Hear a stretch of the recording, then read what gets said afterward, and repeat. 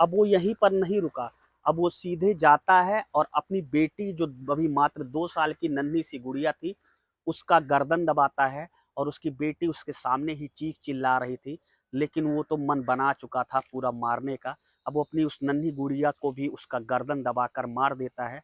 दोस्तों, आज की भागती दौड़ती जिंदगी में आदमी अपने शौक को पूरा करने के लिए किसी भी हद तक गुजर जाता है, और हम आप में से बहुत सारे ऐसे शख्स होते हैं जब वो अपने शौक को पूरा करने के लिए अपना पैर चादर से बाहर निकाल देते हैं, और जब उन्हें पता चलता है कि उनका पैर चादर से बाहर निकल चुका है, तब तक बहुत देर हो चुकी होती है। दोस्तों, आज की सच्ची कहानी में भी कुछ ऐसा हुआ।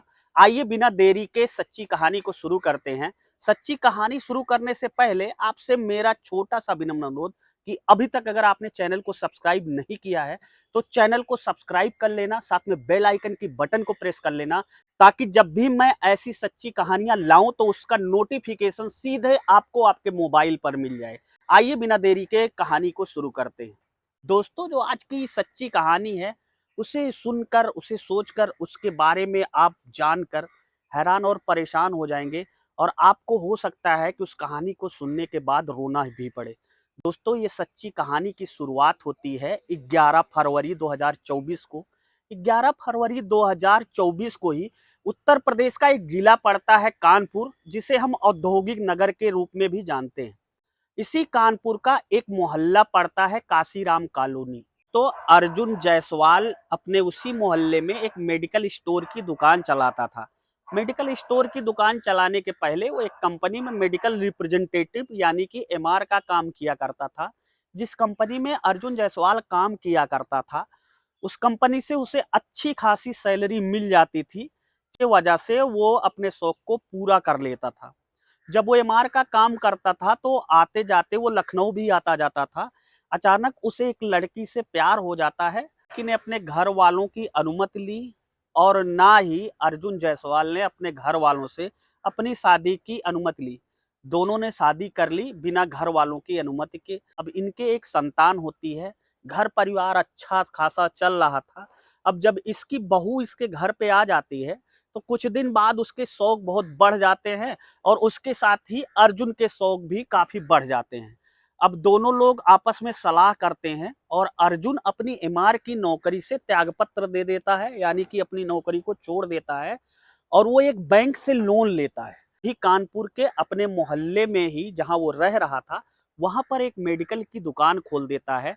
अब अर्जुन जायसवाल की दुकान धीरे धीरे चलने लगती है, लेकिन धीरे धीरे समय ऐसा आता है कि उसकी दुकान धीरे धीरे चलना बंद हो जाती है। अब मात्र वो अपनी दुकान से इतना कमा पा रहा था जितना कि उसकी किस्त जाती थी। देखते उसकी शौक वाली और उसकी मिजाज वाली आदतें बदल रही थी, और लोग उसके ऊपर बहुत हंस रहे थे। अब धीरे धीरे करके उसकी दुकान आगे चल के और भी कम चलने लगी। अब स्थिति यहाँ तक पहुंच गई कि वह बैंक के जो किस्त आती थी, उस बैंक की किस्तों को भी पूरे महीने के अंदर नहीं चुका पाता था। और कई प्राइवेट बैंकों से और कई जगह से जो लोन वाले ऐप होते हैं, आपने देखा होगा बहुत सारे ऐसे ऑनलाइन ऐप हैं जो 5 से 10 हजार रुपया इजिली आपको लोन दे देते हैं। उन कई ऐसे ऐपों से लोन लिया था। लोन लेने के बाद वो सारा पैसा अपनी दुकान में और अपने शौक के ऊपर लगाता था, और वो इन पैसों की भी किस्त नहीं भर पा रहा था। लिहाजा रोज प्राइवेट ऐप वाले लोग उसके या तो किसी रिश्तेदार या किसी जानने वाले को कॉल करते थे, या तो फिर उसके घर पर चले आते थे, जिससे अर्जुन की मोहल्ले में बहुत बदनामी होती थी। अब पति पत्नी ने एक दिन बैठकर विचार बनाया आपस में कि क्यों ना हम मिलकर आत्महत्या कर दें। लेकिन बीच में उनकी एक छोटी सी प्यारी सी गुड़िया, जिसकी उम्र अभी महज 2 साल थी, वो आ रही थी। लेकिन इन लोगों ने जब देखा कि ये चीजें, कि लोगों का मांगना और घर पर आना और रिश्तेदारों को फोन जाना बंद नहीं हो रहा है, तब ये लोग सोचते सोचते बिल्कुल परेशान हो गए।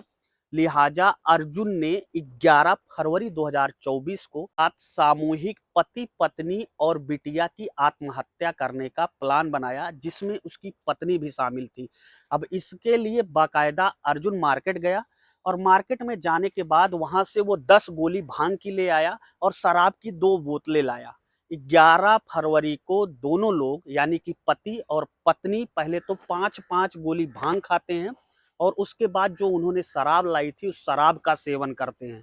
कुछ देर बाद ही उसकी पत्नी देखते देखते बेहोश हो जाती है, लेकिन अर्जुन के ऊपर अब नशा पूरी तरीके से हावी हो चुकी थी। लिहाजा वह एक धारदार हथियार लाता है और अपने पत्नी के कमरे में पहुंचता है, जहां पे उसकी पत्नी बेहोश की स्थिति में पड़ी थी। अब वो सीधा अपने पत्नी के कमरे में पहुंचकर अपने पत्नी के ऊपर उस धारदार हथियार से कई बार वार करता है, जिससे उसकी पत्नी की वहीं पर ही दर्दनाक मौत हो जाती है। अब वो यहीं पर नहीं रुका, अब वो सीधे जाता है और अपनी बेटी जो अभी मात्र 2 साल की नन्ही सी गुड़िया थी, उसका गर्दन दबाता है और उसकी बेटी उसके सामने ही चीख चिल्ला रही थी, लेकिन वो तो मन बना चुका था पूरा मारने का।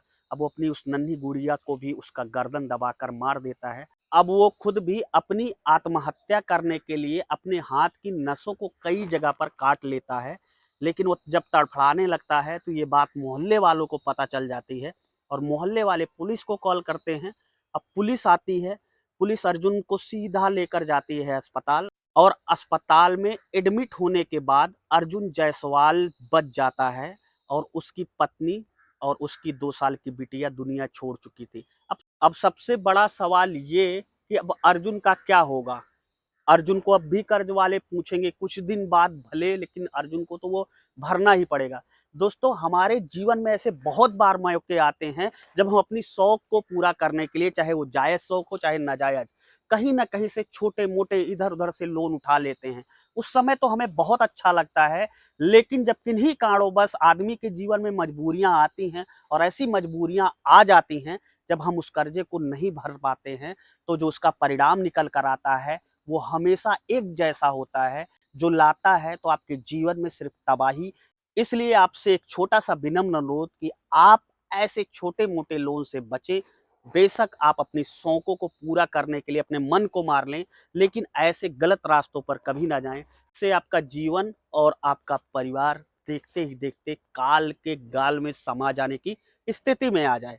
दोस्तों, इस कहानी को सुनाने का मकसद किसी को हैरान करना या परेशान करना नहीं था। इस कहानी को सुनाने का मकसद सिर्फ इतना था कि आप सतर्क रहें, जागरूक रहें, ऐसी चीज़ों से हमेशा दूरी बनाकर रखें। फिलहाल आपको पूरी कहानी कैसी लगी, आप अपनी राय हमें कमेंट बॉक्स में ज़रूर बताएं। मिलता हूँ ऐसी ही एक नई सच्ची क्राइम कहानी के साथ आपको जल्द ही। तब तक के लिए जय हिंद, वंदे मातरम।